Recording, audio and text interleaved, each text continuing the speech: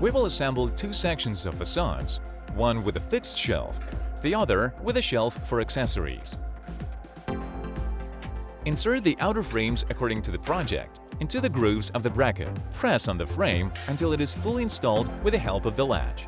Install the inner frames on the rails. Fix the facades with the handle to the frame fixing plate.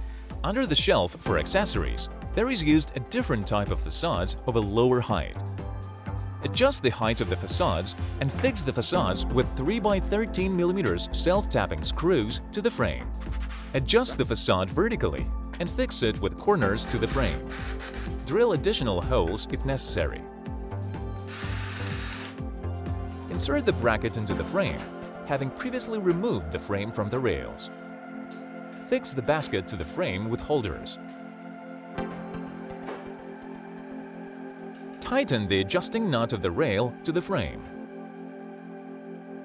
Fix the inner frame to the rails with self-tapping screws. Check the operation of the storage system.